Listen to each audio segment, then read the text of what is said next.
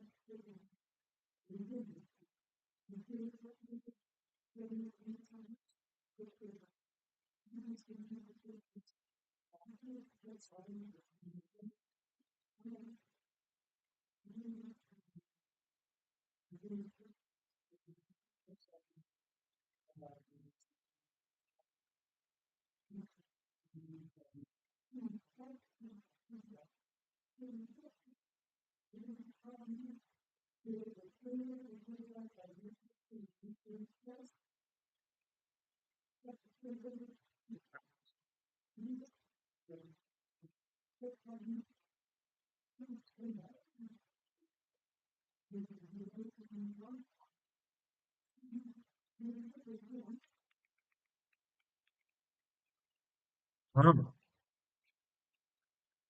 हो गया। Hello. Hello.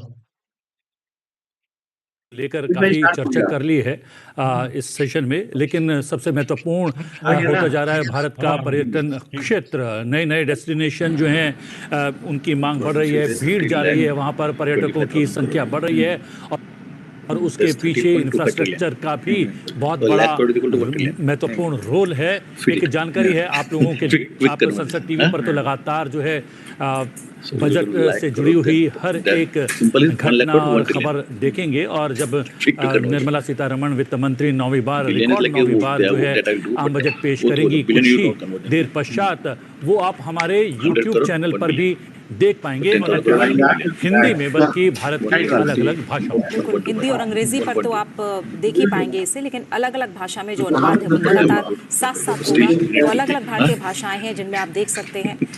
YouTube पर लाइव हमारे साथ बने रहिए। महज 4 मिनट का दौर है जब सीधी कार्यवाही, सीधे प्रसारण के लिए हम आपको लेकर चलेंगे। इससे पहले अगर थोड़ा सा सिद्धार्थ समझें, जिस तरह से पर्यटन की बात अभी जिसका जिक्र किया प्रतिबिंब ने, उसी के जरिए हम अलग अलग राज्यों के रोल को समझें, क्योंकि पर्यटन कि जब हम बात कर रहे हैं तो भारत का हर राज्य इसमें कहीं ना कहीं किसी ना किसी रूप में सम्मिलित होता है। और जब हम कोऑपरेटिव फेडरलिज्म की बात करते हैं या फिर हम सहकारी संघवाद की बात करें तो असली परीक्षा संसाधनों के वितरण में होती है, और साथ ही उसका उपयोग कैसे हो रहा है, उसका एक तरह से मैं कहूँ कि उस पर नजर कैसे रखी जा रही है, मजबूत कैसे रख कर किया जा रहा है, इस पर भी नजर होती है। तो आपको लग रहा है कि केंद्र और राज्य के जो वित्तीय संबंध है वो पहले से ज्यादा परिपक्व हुए हैं? अभी इसको बंद कर दो जी। जो एक उसका जीता जागता उदाहरण जीएसटी काउंसिल है, जिसमें कि केंद्र और राज्य के मंत्री मिलकर अपने जो पावर्स थे उनको जोड़कर साथ मिलकर काम कर रहे हैं, जिससे उपभोक्ताओं को बहुत फायदा मिला है और मैन्युफैक्चरर्स को फायदा मिला है, क्योंकि जो कैस्केडिंग इफेक्ट ऑफ टैक्सेस था वो कम हुआ है। इस बार के बजट के साथ जो फाइनेंस कमीशन की रिपोर्ट है वह भी पेश होगी, जो 16वां वित्तीय आयोग है, और उसमें किस तरीके से अगले 5 वर्षों में राज्य को डेवोल्यूशन दिया जाएगा, केंद्र करों में कितना उनका शेयर रहेगा वो भी बताया जाएगा, और राज्यों के हिसाब से उनको कितना शेयर मिलेगा वो भी बताया जाएगा। उस पे भी लगातार नजर बनी रहेगी। और जो एक तरीके से देखा जाए तो ज्यादा एक कोऑर्डिनेशन रहा है राज्यों में भी और केंद्र में भी, चाहे वह सैस की जैसे स्कीम हो जिसमें कि केंद्र से 50 वर्षों तक के लिए ऋण दिया जा रहा है इंटरेस्ट फ्री, जो कि कैपिटल एक्सपेंडिचर में राज्य इस्तेमाल कर रहे हैं। अन्य स्कीमों के द्वारा भी केंद्र का लगातार समर्थन बना रहा है स्टेट्स को। तो ये सारी स्कीम्स जो है एक फिस्कल फेडरलिज्म की तरफ पॉइंट कर रही हैं। बिल्कुल। तो अब बहुत ही कम समय है, अब हम सीधा हमें रुख करना पड़ेगा। संसद की कार्यवाही बस कुछ ही पलों में शुरू हो रही है। आप संसद टीवी पर बने रहिए, सीधा प्रसारण होगा जिसमें रिकॉर्ड भी बन रहा है, तो इसके गवाह बनिए और संसद टीवी पर लगातार लाइव अपडेट आप देखते रहिए।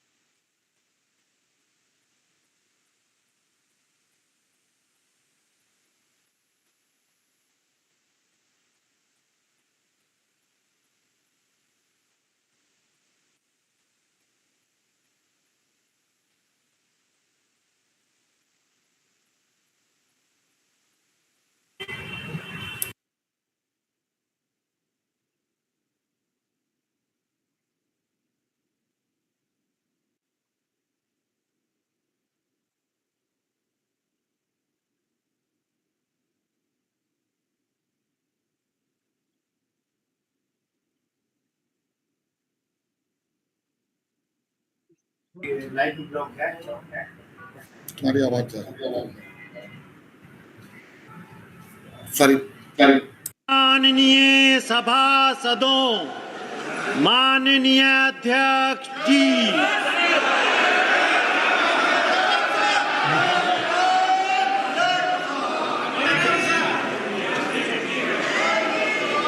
आइटम नंबर 1, माननीय वित्त मंत्री Shrimati Nirmala Sitharaman ji.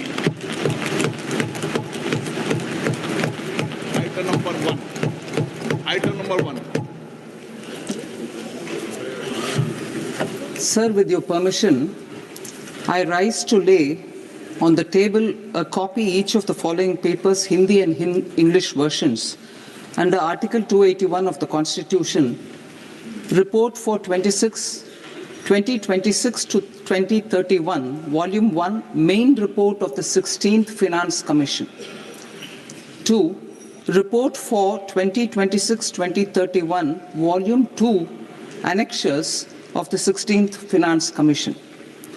Number 3, explanatory memorandum as to the action taken on the recommendations contained in the above report. Item number 2, माननीय वित्त मंत्री Nirmala Sitharaman ji.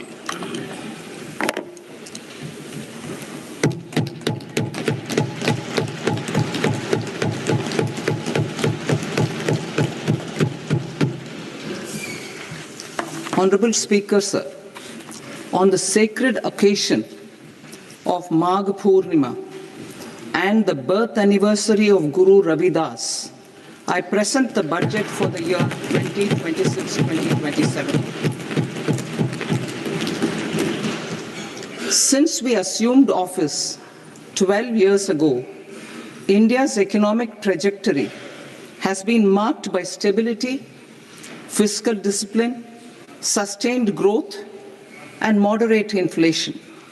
This is the result of conscious choices we have made, even in times heightened uncertainty and disruption. Our government, led by Honorable Prime Minister Modi, has decisively and consistently chosen action over ambivalence, reform over rhetoric, and people over populism. We have pursued far-reaching structural reforms, fiscal prudence and monetary stability, whilst maintaining a strong thrust on public investment. Keeping Atmanirbharta as a lodestar, we have built domestic manufacturing capacity, energy security, and reduced critical import dependencies.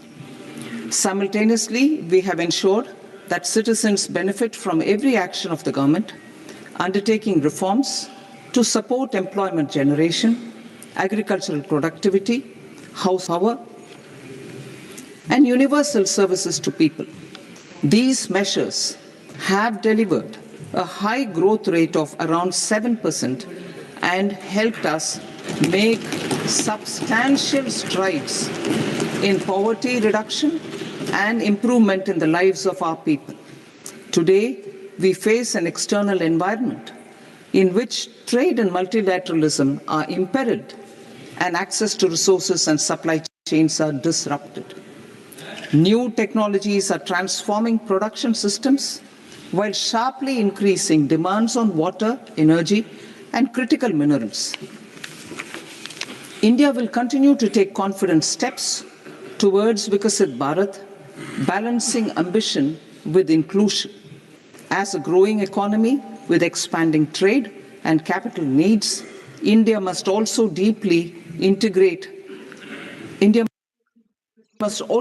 remain deeply integrated with global markets, exporting more and attracting stable long-term investment. As I begin part A, I want to express my gratitude to the people for standing firmly with us as we forge our way together towards becoming one of the largest economies of the world.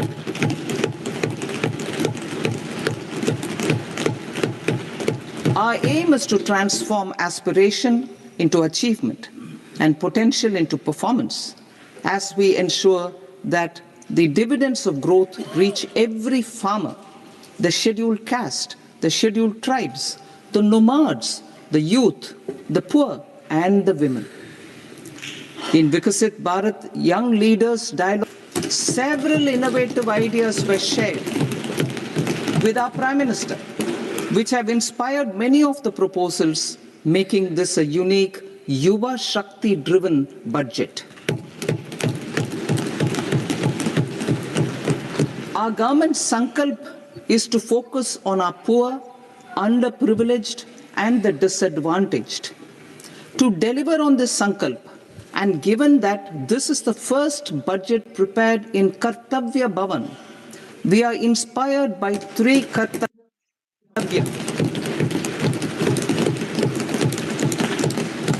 Our first Kartavya is to accelerate and sustain economic growth by enhancing productivity and competitiveness and building resilience to volatile global dynamics.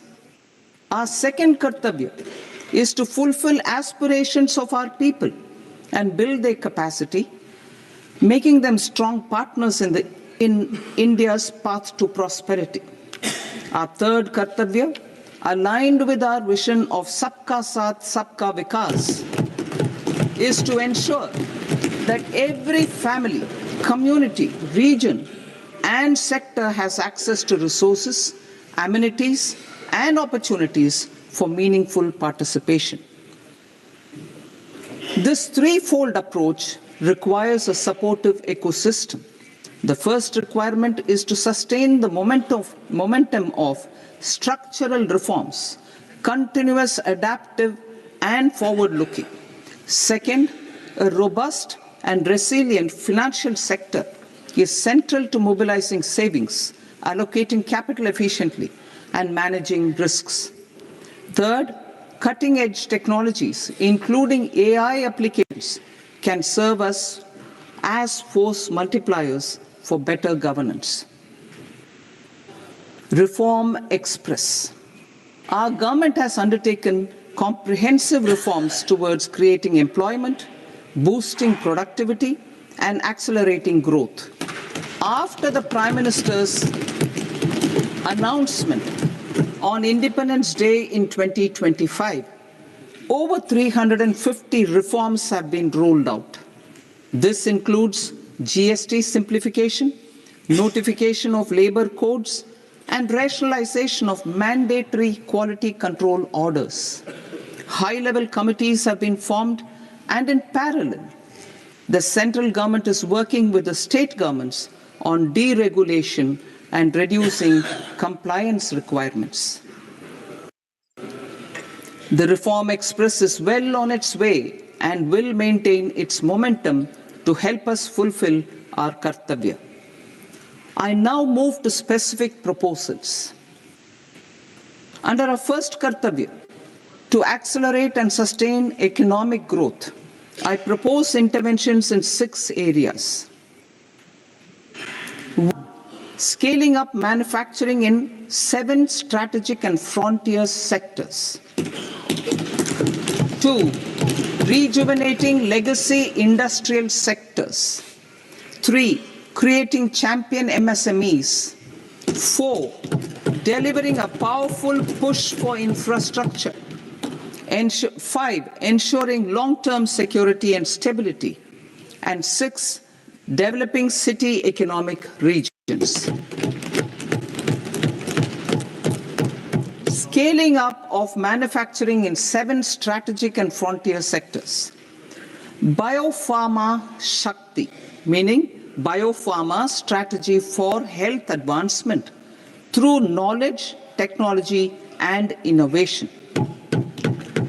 India's disease burden is observed to be shifting towards non-communicable diseases like diabetes, cancer, and autoimmune disorders.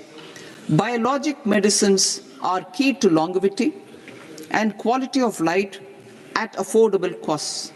To develop India as a global biopharma manufacturing hub,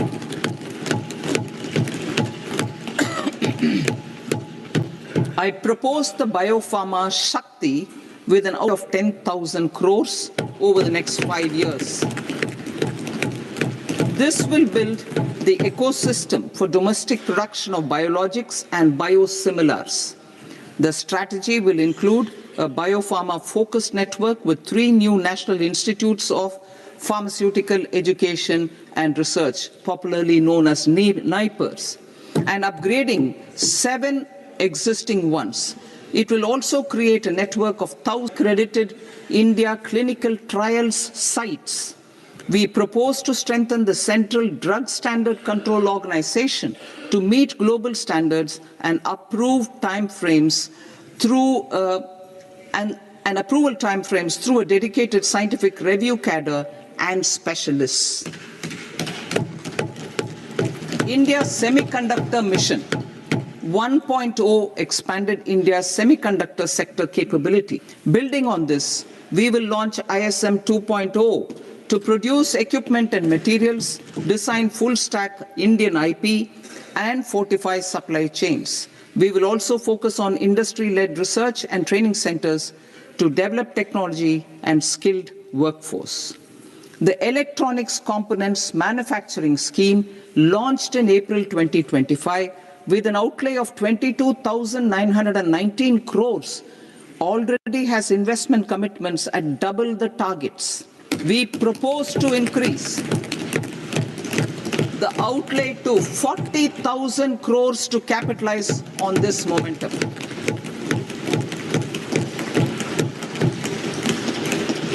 A scheme for rare earth permanent magnets was launched in 2025 November. We now propose to support the mineral-rich states of Odisha, Kerala, Andhra Pradesh, and Tamil Nadu to establish dedicated rare earth corridors to promote mining, processing, research, and manufacturing. To enhance domestic chemical production and reduce import dependency, we will launch a scheme to support states in establishing 3 dedicated chemical parks through challenge on a cluster-based plug-and-play model.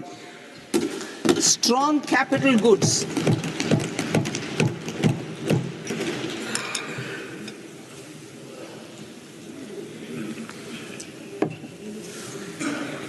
Strong capital goods capability is a determinant of productivity and quality across different sectors. Towards building this capacity, I propose the following. High-tech tool rooms will be established by central public sector enterprises at 2 locations as digitally enabled automated service bureaus that locally design, test, and manufacture high-precision components at scale and at lower cost. 2. A scheme for enhancement of construction and infrastructure equipments will be introduced to strengthen domestic manufacturing of high value and technologically advanced CIE. This can range from lifts in a multi-storied apartment or firefighting equipment in multiplexes, large or small, and to tunnel boring equipments for building metros and high-altitude roads. I also propose a scheme for container manufacturing to create a globally competitive container manufacturing ecosystem with a budgetary allocation of 10,000 crores over a 5-year period. For the labor-intensive textile sector, I propose an integrated program with 5 subparts. 1. The National Fiber Scheme for Self-Reliance in Natural Fibers, such as silk, wool, and jute, man-made, new-age fibers.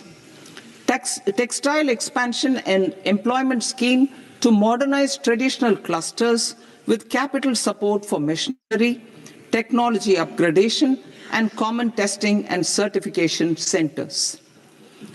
3. The National Handloom and Handicraft Program to integrate and strengthen existing schemes and ensure targeted support for weavers and artisans.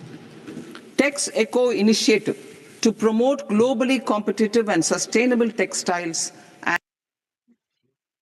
and apparels. Samarth 2.0 to modernize the upgrade the textile skilling ecosystem through collaboration with industry and academic institutions. Further, I propose to set up mega textile parks in challenge mode. They can also focus on bringing value addition to technical textiles. I propose to launch the Mahatma Gandhi Gram Swaraj initiative to strengthen khadi, handloom, and handicrafts. This will help in global market linkage and branding. It will streamline and support training, skilling, quality of process, and production. This will benefit our weavers, village industries, one district, one product, ODOP initiative, and also rural youth. India has the potential to emerge as a global hub for high-quality, affordable sports goods. I propose a dedicated initiative for sports goods that will promote manufacturing, research, and innovation in equipment design, as well as material sciences. Rejuvenation of legacy industrial clusters. I propose to introduce a scheme to revive 200 legacy industrial clusters to improve their cost competitiveness and efficiency through infrastructure and technology upgradation.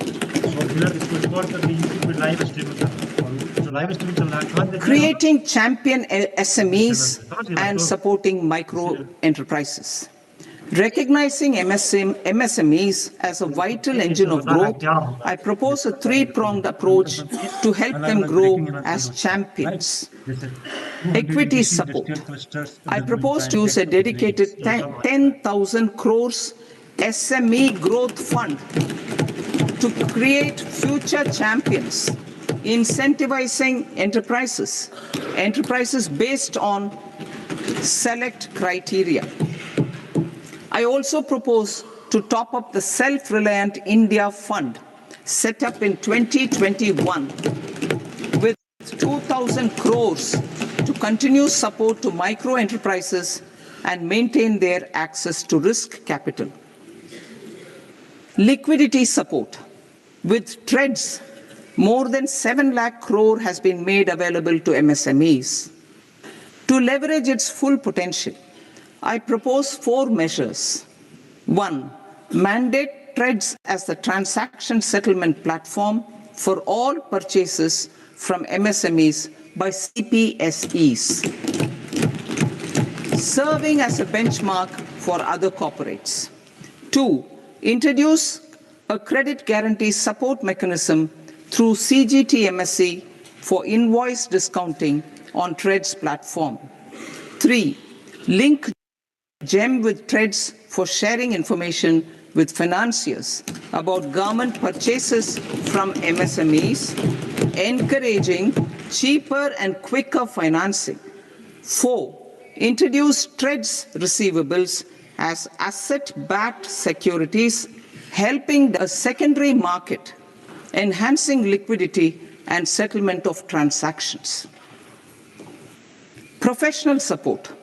Government will facilitate professional institutions such as the ICAI, ICSI, ICMAI to design short-term modular courses and practical tools to develop a cadre of corporate mitras, especially in Tier 2 and Tier 3 towns. These accredited para-professionals will help MSMEs meet compliance requirements at affordable costs. Infrastructure. During this past decade, our government has undertaken several initiatives for large-scale enhancement of public infrastructure, including through new financing instruments such as Infrastructure Investment Trust (InvITs) and Real Estate Investment Trust (REITs), and institutions like NIIF and NABFID.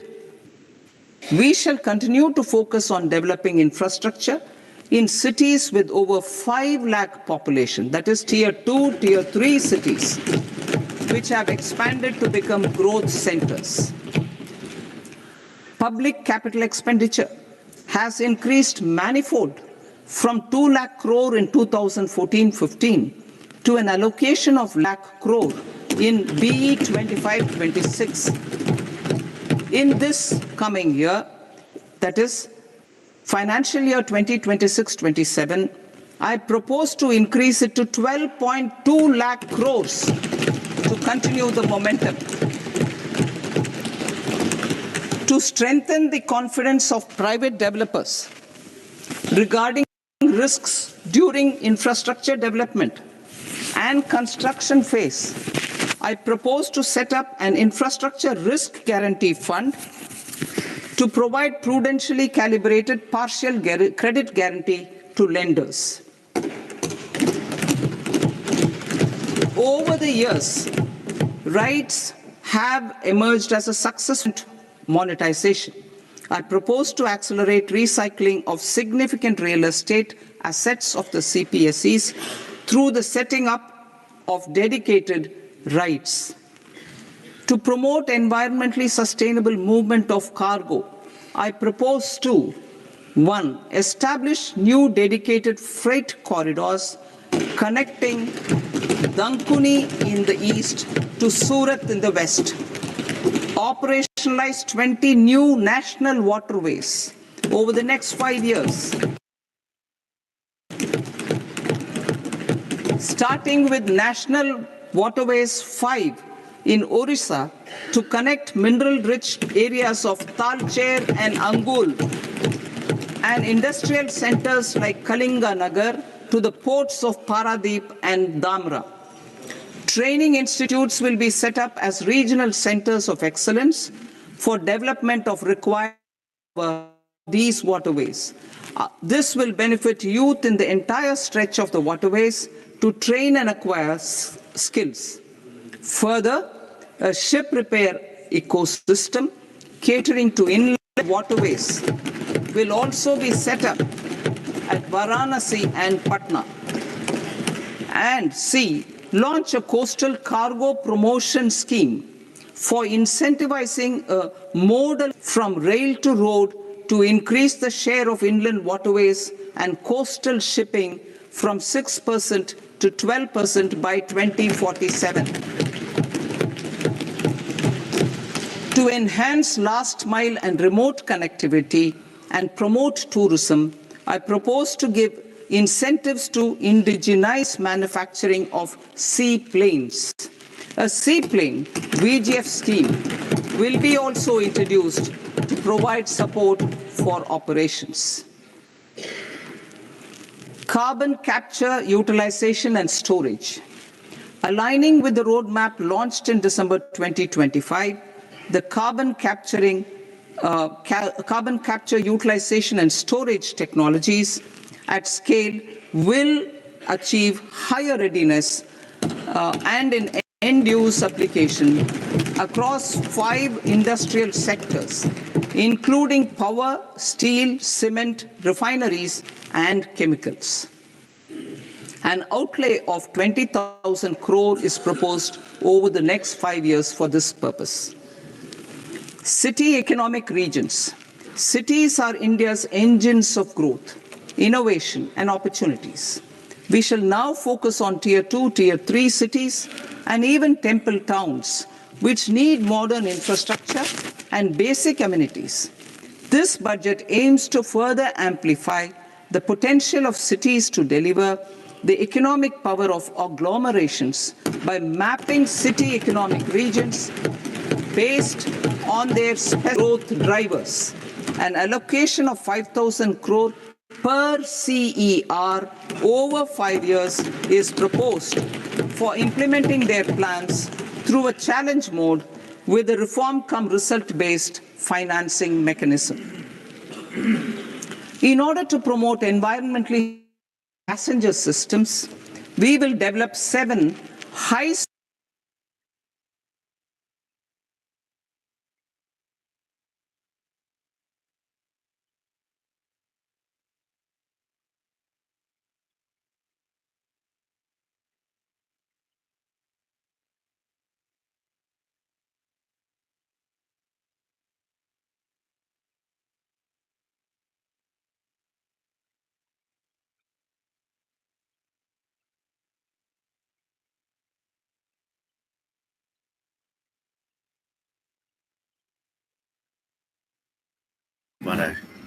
speed rails growth connectors.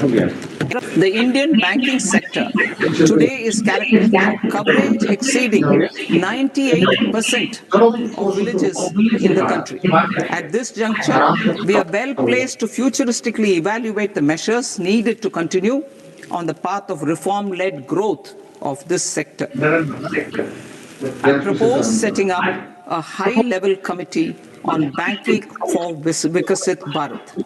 High-level committee on banking for Vikasit Bharat to comprehensively review the sector and align it with India's next phase of growth while safeguarding financial stability, inclusion, and consumer protection. The vision for NBFCs for Vikasit Bharat has been outlined with clear targets for disbursement and technology adoption in order to achieve scale and improve efficiency in the public sector NBFCs. As a first step, it is proposed to restructure the Power Finance Corporation and Rural Electrification Corporation. I propose a comprehensive review of the foreign exchange management non-debt instruments rules to create a more contemporary, user-friendly framework for foreign investments consistent with India's evolving practice. Corporate bond.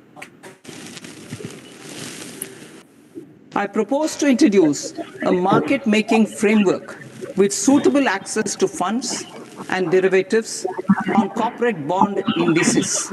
I also propose to introduce total return swaps on corporate bonds.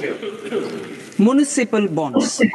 To encourage the issuance of municipal bonds of higher value by larger cities, I propose an incentive of 100 crore rupees for a single bond issuance. 100 crore rupees for a single bond issuance of more than 1,000 crore. The current scheme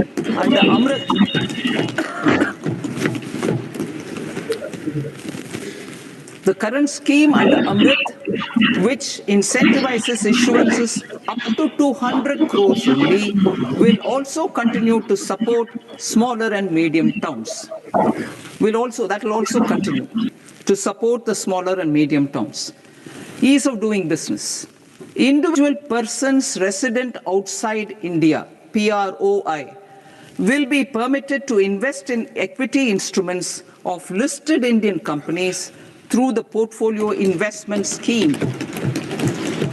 It is also proposed to increase the investment limit for an individual PROI under the scheme from 5% to 10%, with an overall investment limit for all individual PROIs to 24% from the current 10%.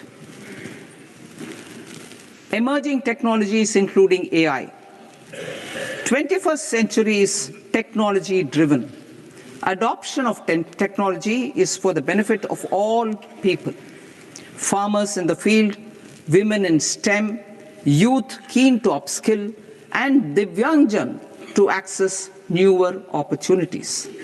The government has taken several steps to support new technologies through AI Mission, National Quantum Mission, Anusandhan National Research Fund, and Research and Development and Innovation Fund.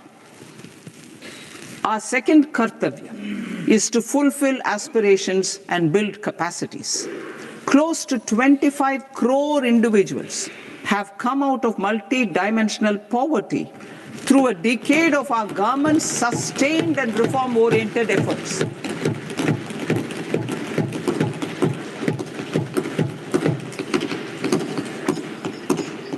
Our government has therefore decided to place a renewed emphasis on the service sector to provide a pathway to fulfilling aspirations of a youthful India with the following measures.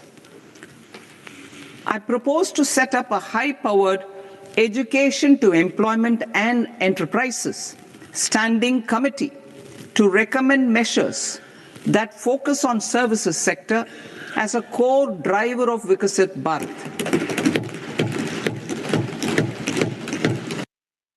This will make us a global leader in services with a 10% global share by 2047.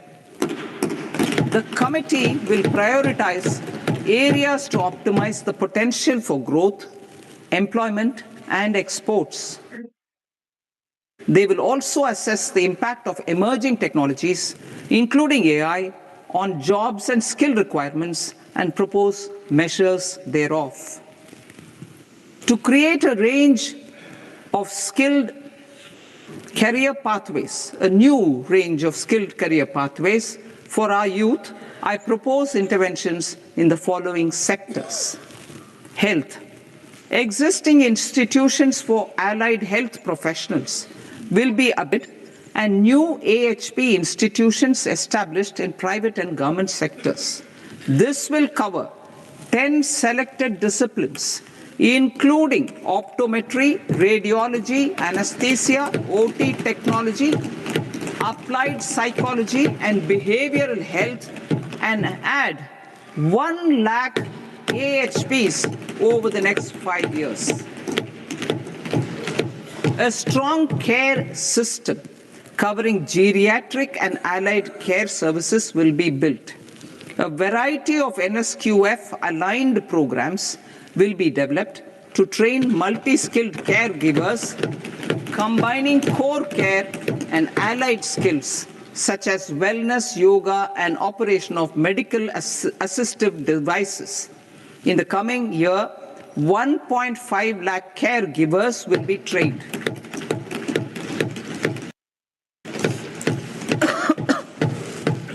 Hubs for medical value tourism. To promote India as a hub for medical tourism services, I propose to launch a scheme to support states in establishing 5 regional medical hubs in partnership with the private sector. These hubs will serve as integrated healthcare complexes that combine medical, educational, and research facilities. They will have Ayush centers, medical value tourism facilitation centers, and infrastructure for diagnostics, post-care, and rehabilitation. These hubs will provide diverse opportunities, job opportunities for health professionals, including doctors and AHPs. Ancient Indian yoga, respected in several parts of the world, was given a mass global recognition when Honorable Prime Minister took it to the UN. Post-COVID, Ayurveda gained a similar global acceptance and recognition. Exporting quality Ayurveda products helps farmers who grow the herbs and youth who process the products. To meet growing global demand, a few more steps are being taken. I propose to, 1, set up 3 new All India Institutes of Ayurveda. 2, upgrade Ayush pharmacies and drug testing labs for higher standards of certification ecosystem and make available more skilled personnel. 3, upgrade the WHO Global Traditional Medicine Center in Jamnagar to bolster evidence-based research, training, and awareness for traditional medicine. Animal husbandry. Livestock contributes to close to 16% of farm income, including of poor and marginal households. To scale up availability of veterinary professionals by more than 20,000, I propose to roll out a loan-linked capital subsidy support scheme for establishment of veterinary and para-veterinary colleges, veterinary hospitals, diagnostic laboratories, and breeding facilities in private sector. Collaboration between Indian and foreign institutions will also be facilitated. Orange economy. India's animation, visual effects, gaming and comics sector, ABGC sector, is a growing industry projected to require 2 million professionals by 2030. I propose to support the Indian Institute of Creative Technologies, Mumbai, in setting up ABGC content creator labs in 15,000 secondary schools all over the country and 500 colleges. The Indian design industry is expanding rapidly, and yet there is a shortage of Indian designers. I propose to establish, through Challenge Route, a new National Institute of Design to boost design education and development in the eastern region of India. Education. Our government will support states through Challenge Route in creating 5 university townships in the vicinity of major industrial and logistics corridors. These planned academic zones will host multiple universities, colleges, and research institutions, skill centers, and residential complexes. In higher education, STEM institutions, prolonged hours of study and laboratory work pose some challenges for girl students. Through VGF, viability gap funding and capital support, 1 girls' hostel will be established in every district.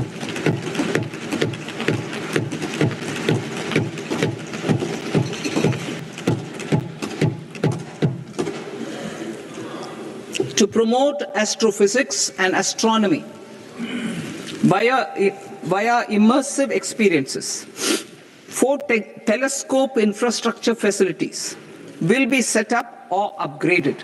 The National Large Solar Telescope, the National Large Optical Infrared Telescope, the Himalayan Chandra Telescope, and the Cosmos 2 Planetarium.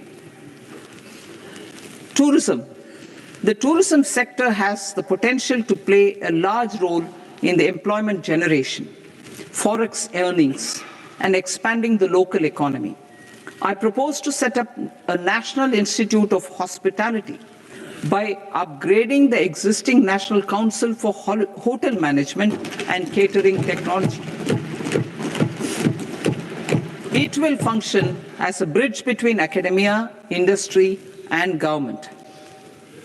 I also propose a pilot scheme for upskilling 10,000 guides in 20 iconic tourist sites through a standardized, high-quality, 12-week training course in hybrid mode in collaboration with the Indian Institute of Management. A national destination digital knowledge grid will be established to digitally document all places of significance, cultural, spiritual, and heritage. This initiative will create a new ecosystem of jobs for local researchers, historians, content creators, and technology partners. India has the potential and opportunity to offer world-class trekking and hiking experience. We will develop ecologically sustainable mountain trails in Himachal Pradesh, Uttarakhand, and Jammu Kashmir.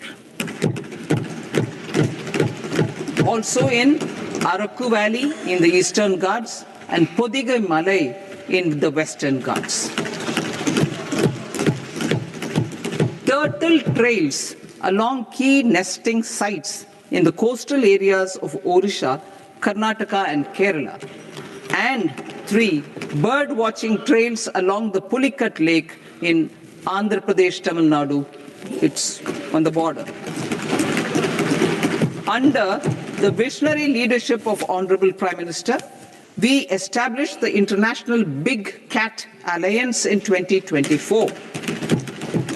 This year, India is hosting the first ever Global Big Cat Summit, where heads of governments and ministers from 95 range countries will deliberate on collective strategies for conservation. Heritage and culture tourism. I propose to develop 15 archaeological sites, including Lothal, Dholavira, Rakhi Gadi, Adichanallu, Saranath, Hastinapur, and Leh Palace into vibrant experiential cultural destinations. Excavated landscapes will be open to the public through curated walkways. Immersive storytelling skills and technologies will be introduced to help conservation labs, interpretation centers, and guides. The sports sector provides multiple means of employment, skilling, and job opportunities.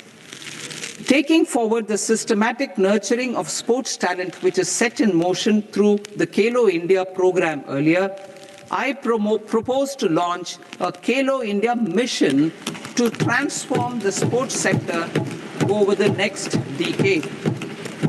The mission will facilitate an integrated talent development pathway supported by training centers, which are foundational, intermediate, and elite levels. B, systematic development of coaches and support staff. C, integration of sports science and technology. D, competitions and leagues to promote sports culture and provide platforms. And E, development of sports infrastructure for training and competition. Our third Kartavya aligns with our vision of Sabka Saath, Sabka Vikas towards Vikasit Bharat. This requires targeted efforts for 1, increasing farmer incomes through productivity enhancement and entrepreneurship, with special attention to small and marginal farmers.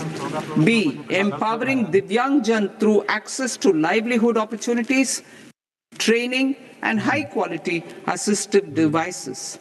C, empowering the vulnerable to access mental health and trauma care. D, focus on the Purvodaya states and the Northeast region to accelerate development and employment opportunities. Fisheries. We will undertake initiatives for integrated development of 500 reservoirs and Amrit Sarovars. 2. Strengthen the fisheries value chain in coastal areas and enable market linkages involving startups and women-led groups together with fish farmer producer organizations. Animal husbandry. To provide quality employment opportunities in rural and urban areas, we will support the animal husbandry sector in entrepreneurship development through a credit-linked subsidy program, B, scaling up and modernization of livestock enterprises, C, enhanced creation of livestock, dairy, and poultry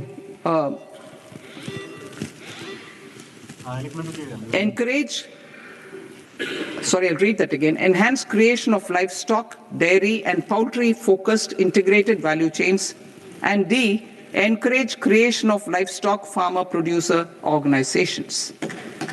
High-value agriculture. To diversify farm outputs, increase productivity, enhance farmers' incomes, and create new employment opportunities, we will support high-value crops such as coconut, sandalwood, cocoa, cashew in the coastal areas, agar trees in Northeast, and nuts such as almonds, walnuts, and pine nuts in our hilly regions. These, all of them, will be supported. India is the world's largest producer of coconuts. About 30 million people, including nearly 10 million farmers, depend on coconuts for their livelihood. To further enhance competitiveness in coconut production, I propose a coconut promotion scheme to increase production and enhance productivity through various interventions, including replacing and non-productive trees with new saplings or plants or varieties in major coconut growing states. A dedicated program is proposed for Indian cashew and cocoa to make India self-reliant in raw cashew and coconut production and processing, enhance export competitiveness, and transform Indian cashew and Indian cocoa into premium global brands by 2030. Sandalwood is closely linked to India's social and cultural heritage. Our government will partner with state governments to promote focused cultivation and post-harvest processing to restore the glory of the Indian sandalwood ecosystem, to rejuvenate old, low-yielding orchards, and expand high-city cultivation of walnuts, almonds, and pine nuts. We will support a dedicated program to enhance farmer incomes and in bringing value addition by engaging youth.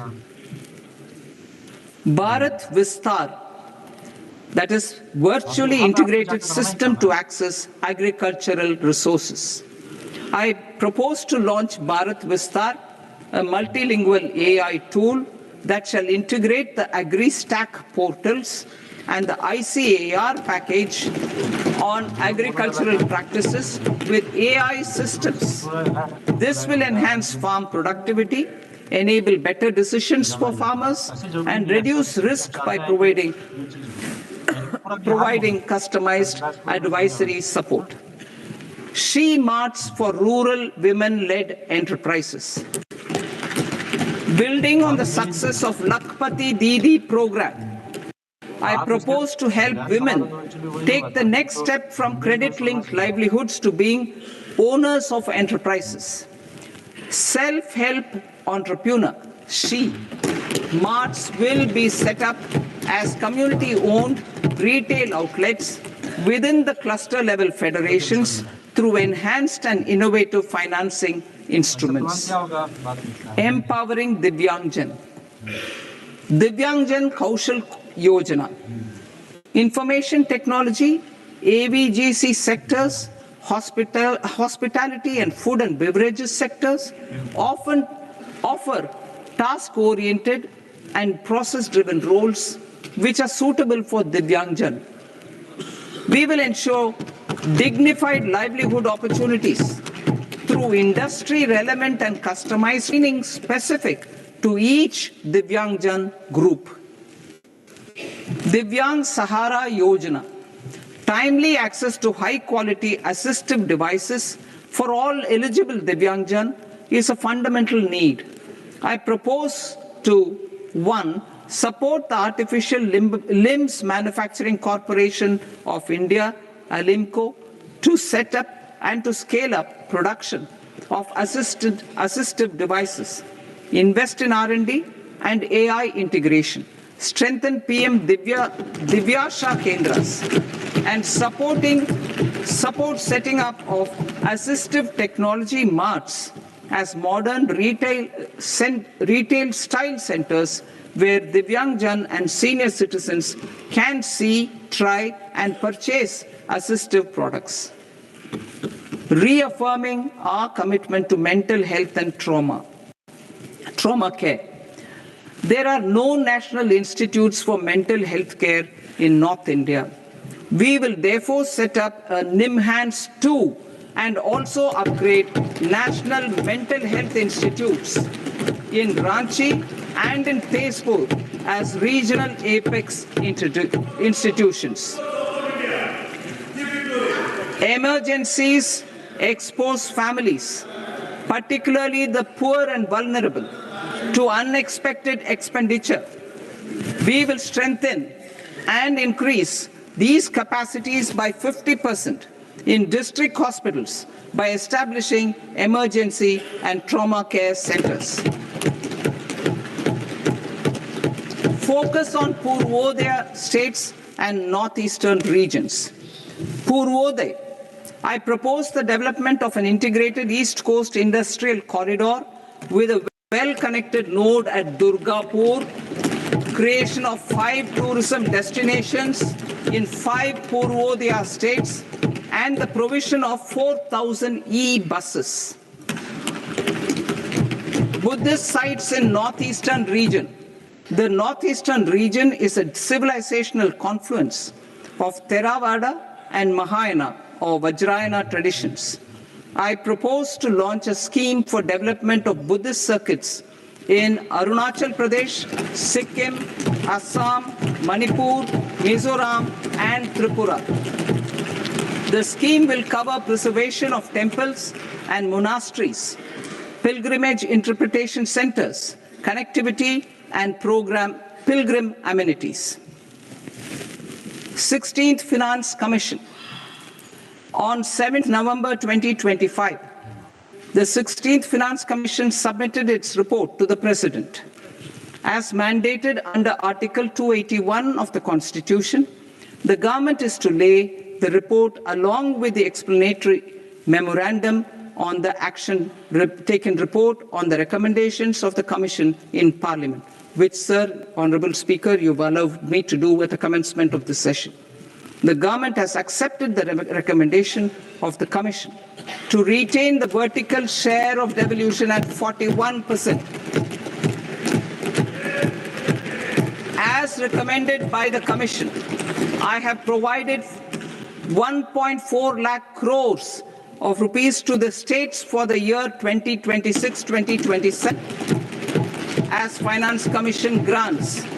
These include rural and urban local body and disaster management grants. Fiscal consolidation. Government has been delivering on our fiscal commitments consistently without compromising on social needs. To strive towards accepted standards of fiscal management in Budget 25-26, I had indicated that the central government would target reaching a debt to GDP ratio of 50 plus or minus 1% by 2030-31. In line with this, the debt to GDP ratio is estimated to be 55.6% of GDP in BE 26-27.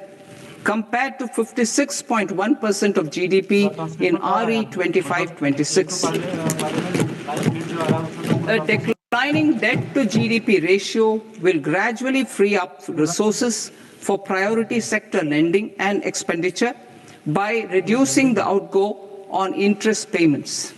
One of the main operational instruments for debt targeting is the fiscal deficit. I am happy to inform this august House that I fulfilled my commitment made in 2021-2022 to reduce fiscal deficit below 4.5% of GDP by 25-26. In RE 25-26, the fiscal deficit has been estimated at par with BE of 2025-26 at 4.4% of GDP. In line with the new fiscal prudence path of debt consolidation, the fiscal deficit in BE 26-27 is estimated to be 4.3% of the GDP.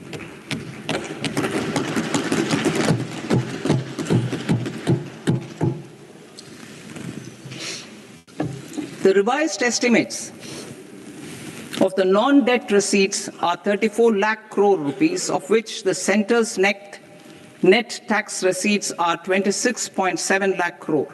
The revised estimate of the total expenditure is 49.6 lakh crore rupees, of which the capital expenditure is about 11 lakh crores.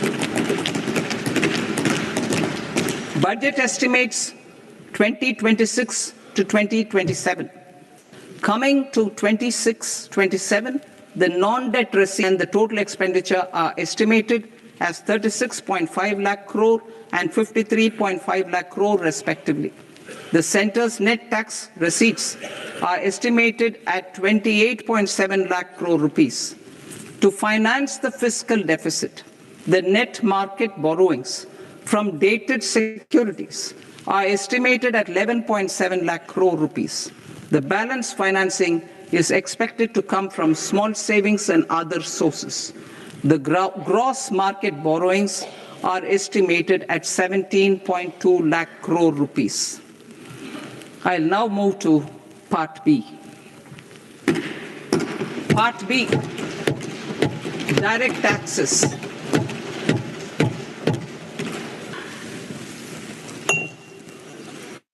Honorable Speaker, sir, I now present my proposals on direct taxes. New Income Tax Act.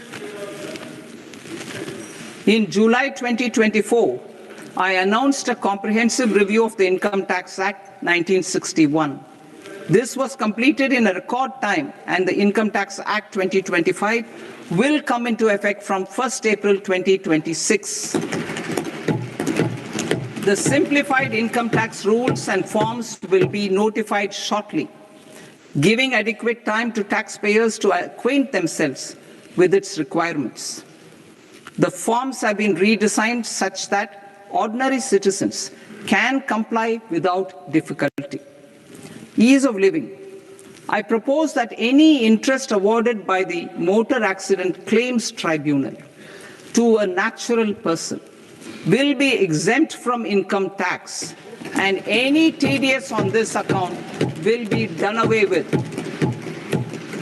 I propose to reduce TCS rate on the sale of overseas tour program package from the current 5% and 20% to 2% without any stipulation of amount. I propose to reduce TCS rate for pursuing education and for medical purposes under the Liberalized Remittance Scheme, popularly known as LRS, from 5% to 2%. Supply of manpower services is proposed specifically brought within the ambit of payment to contractors for the purpose of TDS to avoid ambiguity. Thus, TDS on these services will be at the rate of either 1% or 2% only. I propose a scheme for small taxpayers, wherein a rule-based automated process will enable obtaining a lower or nil deduction certificate instead of filing an application with the assessing officer. For the ease of taxpayer holding securities in multiple companies, I propose to enable depositories to accept Form 15G or 15H from the investor and provide it directly to various relevant companies. I propose to extend time available for revising returns from 31st December to up to 31st March with the payment of a nominal fee. I also propose to stagger the timeline for filing of tax returns.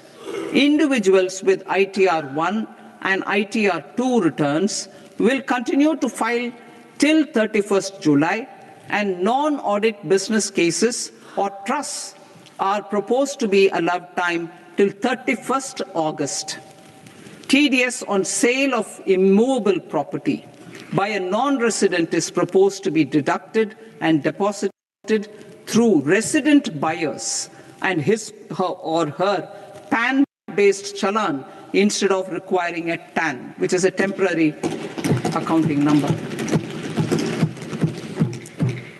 To address practical issues of small taxpayers like students, young professionals, tech employees, relocated NRIs, and such others, I propose to introduce a one-time 6-month foreign asset disclosure scheme for these taxpayers to disclose income or assets below a certain size. This scheme would be applicable for two categories of taxpayers, namely A, who did not disclose their overseas income or assets, and B, who disclosed their overseas income and or paid due tax but could not declare the asset acquired. For category A, the limit of undisclosed income or asset is proposed to be up to 1 crore rupees. They need to pay 30% of fair market value of asset or 30% of undisclosed income as tax and 30% as additional income tax in lieu of penalty, and would thereby get immunity from prosecution. For category B, asset value is proposed to be up to 5 crore rupees. Here, immunity from both penalty and prosecution will be available with a payment of fee of 1 lakh rupees. Rationalizing penalty and prosecution. Multiplicity of proceedings are hindrance to the ease of doing business. I propose to integrate assessment and penalty proceedings by way of a common order for both. There will be no interest liability on the taxpayer on the penalty amount for the period of appeal before the first appellate authority, irrespective of the outcome of appeal process. Further, quantum of prepayment is being reduced from 20% to 10% and will continue to be calculated only on core tax demand. As an additional measure for reducing litigation, I propose to allow taxpayers to update their returns even after reassessment proceedings have been initiated, and an additional 10% tax rate over the rate applicable for the relevant year. The assessing officer will then use only this updated return in his proceedings. There is already a framework for immunity from penalty and prosecution in the cases of underreporting. I propose to apply this framework for immunity to misreporting too.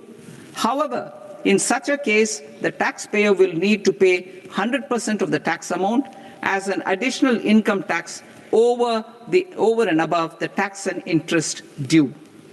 Penalties for certain technical defaults, such as failure to get accounts audited, non-furnishing of transfer pricing audit report, and default in furnishing statement for financial transactions are proposed to be converted into fee.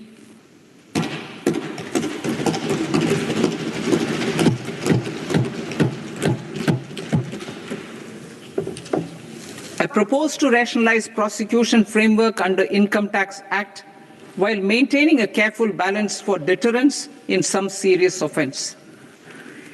non-production of books of account and documents, and requirement of TDS payment where payment is made in kind are being decriminalized. Further, minor offences will attract fine only. The remaining prosecutions will be graded commensurate with the quantum of offence.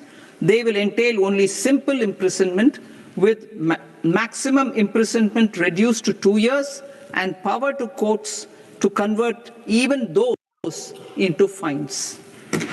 There is no penalty. There is no penalty presently for non-disclosure of non-immovable foreign assets with aggregate value less than 20 lakh rupees. I propose to also provide them with immunity from prosecution with retrospective effect from 1/10/2024.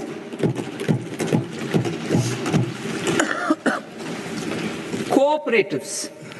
Deduction is already allowed to a primary cooperative society engaged in supplying milk, oilseeds, fruits or vegetables raised or grown by its members.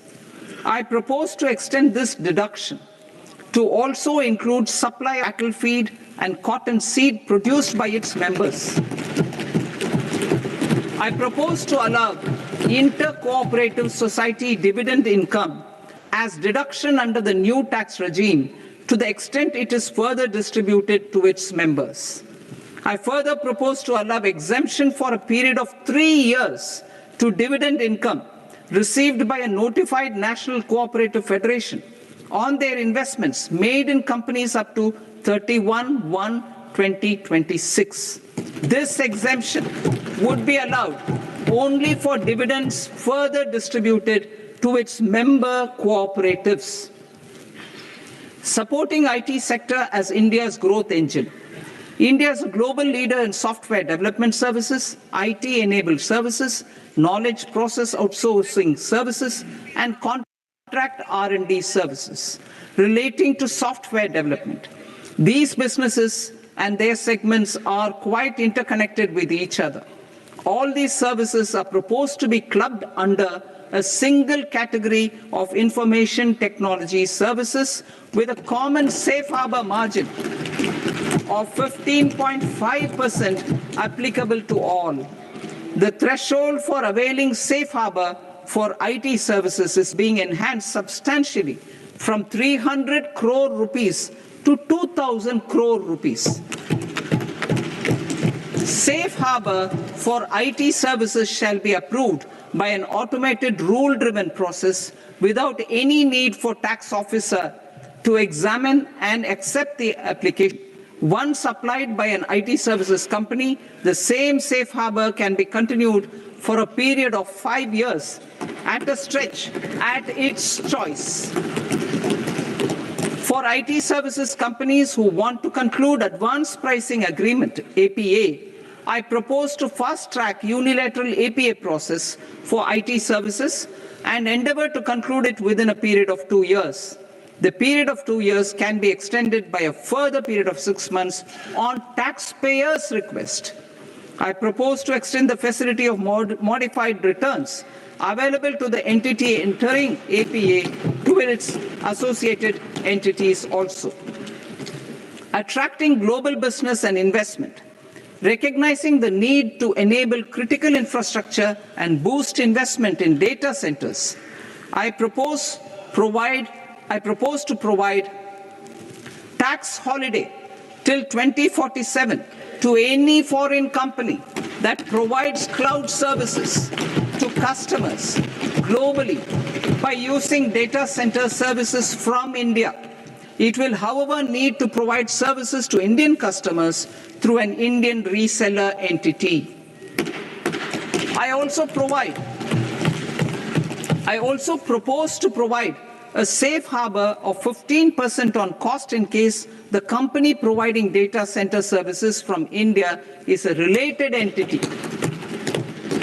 To harness the efficiency of just-in-time logistics for electronic manufacturing, I propose to provide safe harbor to non-residents for component warehousing in a bonded warehouse at a profit profit margin of 2% of the invoice value. The resultant tax of about 0.7% will be much slower than in competing jurisdictions. To provide fillip to toll manufacturing in India, I propose to provide exemption from income tax for 5 years to any non-resident who provides capital goods, equipment, or tooling to any toll manufacturer in a bonded zone. To encourage vast pool of global talent to work in India for a longer period of time, I propose to provide exemption to global, non-India sourced income of a non-resident expert for a stay period of 5 years under notified schemes.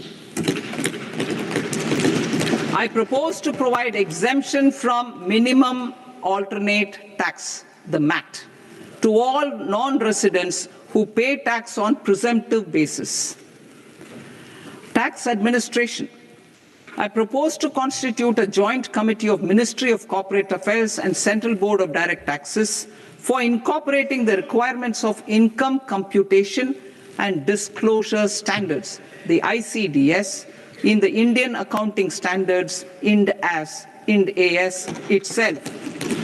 Separate accounting requirement based on ICDS will be done away with from the tax year 27-28.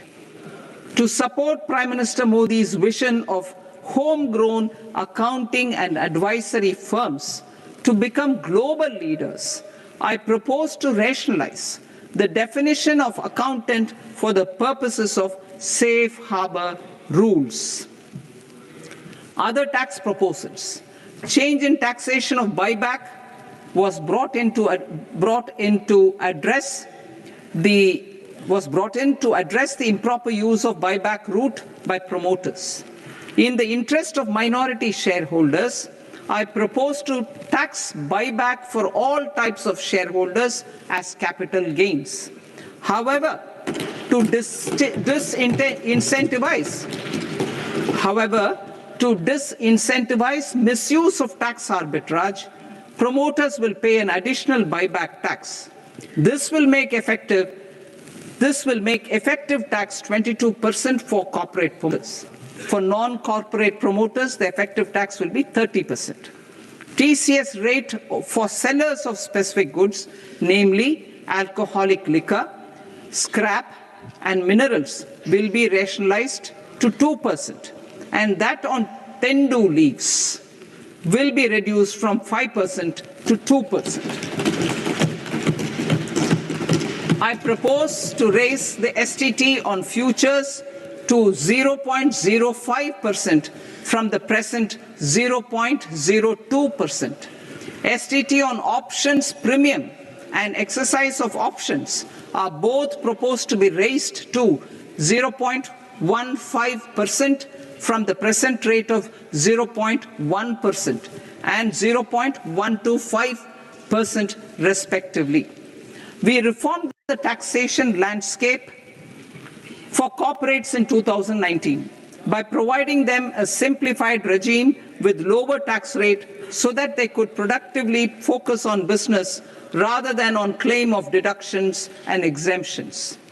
To encourage companies to shift to the new regime, set off of brought forward MAT credit, minimum alternate tax credit, is proposed to be allowed to companies only in the new regime. Set off using available MAT credit is proposed to be allowed to an extent of 1/4 of the tax liability in the new regime. MAT is proposed to be made final tax, so there will be no further credit accumulation from 1st April 2026. In line with this change, the rate of final tax is being reduced to 14% from the current MAT rate of 15%. The brought forward MAT credit of taxpayers accumulated till 30th March 2026 will continue to be available to them for set off as above. Indirect taxes. I shall now take up proposals related to indirect taxes. My proposals for customs and central excise aim to further simplify the tariff structure, support domestic manufacturing, promote export competitiveness, and correct inversion in duty. To continue weeding out long-continuing customs duty exemptions, I propose to remove certain exemptions on items which are being manufactured in India or where the imports are negligible. Similarly, to further simplify the process of ascertaining the rate of duty applicable on a particular item, I propose to incorporate certain effective rates in various customs notifications to the tariff schedule itself. I shall now take up sector-specific proposals. Promotion of exports of marine, leather, and textile products. I propose to increase the limit for duty-free imports of specified inputs used for processing seafoods for export from the current 1% to 3% of FOB value of the previous year's export turnover. I also propose to allow duty-free imports of specified inputs, which is currently available for exports of leather or synthetic footwear, to exports of shoe uppers as well. I propose to extend the time period for export of final product from the existing 6 months to 1 year for exporters of leather or textile garments, leather or synthetic footwear, and other leather products. Energy transition and security. I propose to extend the basic customs duty exemption given to capital goods used for manufacturing lithium-ion cells for batteries to those used for manufacturing lithium-ion cells for battery energy storage systems also. I propose to exempt basic customs duty on import of sodium antimonate for use in manufacture of solar glass. Nuclear power. I propose to extend the existing basic customs duty exemption on imports of goods required for nuclear power projects till the year 2035 and expand it for all nuclear plants irrespective of their capacity. Critical minerals. It is proposed to provide basic customs duty exemption to the import of capital goods required for the processing of critical minerals in India. Biogas blended CNG. I propose to exclude the entire value of biogas while calculating the central excise duty payable on biogas blended CNG. Civil and defense aviation. I propose to exempt basic customs duty on components and parts required for the manufacture of civilian training and other aircrafts. It is proposed to exempt basic customs duty on raw materials imported for the manufacture of parts of aircraft to be used in maintenance, repair, or overall requirements by units in the defense sector. Electronics. To deepen value addition in the consumer electronics sector, I propose to exempt basic customs duty on specified parts used in the manufacture of microwave ovens. Special economic zone. To address the concerns arising about utilization of capacity by manufacturing units in the special economic zones due to global trade disruptions, I propose as a special one-time measure to facilitate sales by eligible manufacturing units in SEZs to the domestic tariff area at concessional rates of duty. The quantity of such sales will be limited to a prescribed proportion of their exports. Necessary regulatory changes will be undertaken to operationalize the measures while ensuring level playing field for the units working in the DTA. Ease of living. To rationalize the customs duty structure for goods imported for personal use, I propose to reduce the tariff rate on all dutiable goods imported for personal use from 20% to 10%. To provide relief to patients, particularly those suffering from cancer, I propose to exempt basic customs duty on 17 drugs or medicines. I propose also to add 7 more rare diseases for the purposes of exempting import duties on personal imports of drugs, medicines, and food for special medical purposes used in their treatment. Customs process. India's role and share in the global trade is poised for a major leap in line with our ambition and journey towards Vikasit Bharat. In this regard, I propose many measures for custom processes to have minimal intervention for smoother and faster movement of goods and greater certainty to the trade. Trust-based systems. I propose to enhance duty deferral period for Tier 2 and Tier 3 authorized economic operators, known as AEOs, from 15 days to 30 days. I propose to provide eligible manufacturer importers the same duty deferral facility.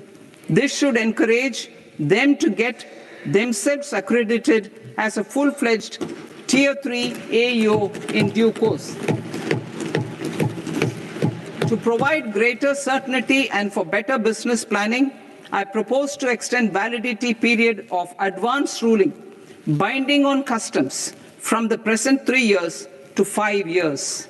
In the spirit of the whole of government approach,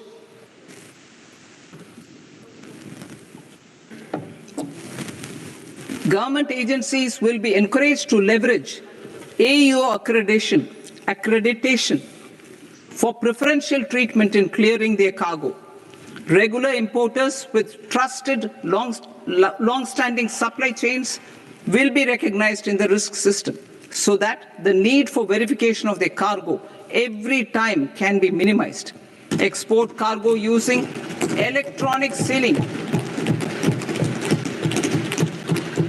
Export cargo using electronic sealing will be provided through clearance from the factory premises to the ship. For import of goods not needing any compliance, filing of bill of entry by a trusted importer and arrival of goods will automatically notify customs for completing their clearance formalities. This will enable goods to be released immediately on arrival. The customs warehouse framework will be transformed into a warehouse operator-centric system with a self-declarations, electronic tracking, and risk-based audit. These reforms will move away from the current system of officer-dependent approvals and reduce transaction delays and compliance costs. Ease of doing business. Approvals required for cargo clearance from various government agencies will be seamlessly processed through a single and interconnected digital window by the end of the financial year.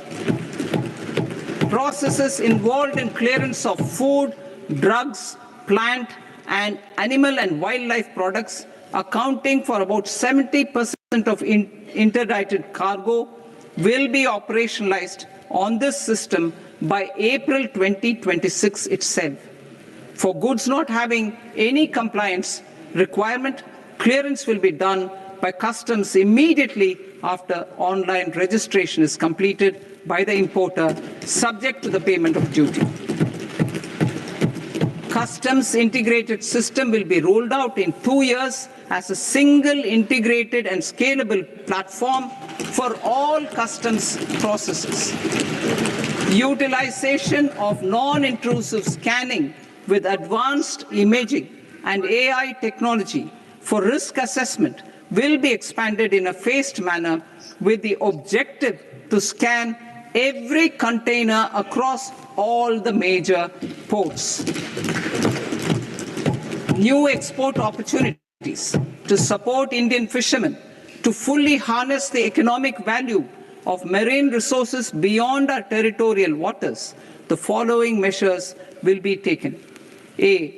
Fish catch by an Indian fishing vessel in exclusive economic zone or on the high seas will be made free of duty. Landing of such fish on foreign port will be treated as export of goods. Safeguards will be put in place to prevent misuse during fish catch, transit, or transshipment. To support aspirations of India's small businesses, artisans, and startups to access global markets through e-commerce, I am pleased to announce complete removal of the current value cap of 10 lakh rupees per consignment on courier exports. In addition, handling of rejected and returned consignments will be improved with effective use of technology for identifying such consignments. I propose to revise provisions governing baggage clearance during international travel to address genuine concerns of passengers. The revised rules will enhance duty-free allowances in line with the present-day travel realities and provide clarity in temporary carriage of goods brought in or taken out. There are honest taxpayers who are willing to settle disputes by paying all their dues, but they get deterred due to negative connotation associated with penalty. They will now be able to close cases by paying an additional amount in lieu of penalty. Honorable Speaker, sir, with this, I commend the budget to this august House. Jai Hind.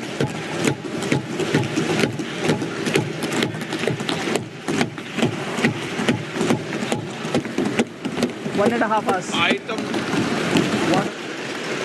Item number 3 माननीय वित्त मंत्री जी।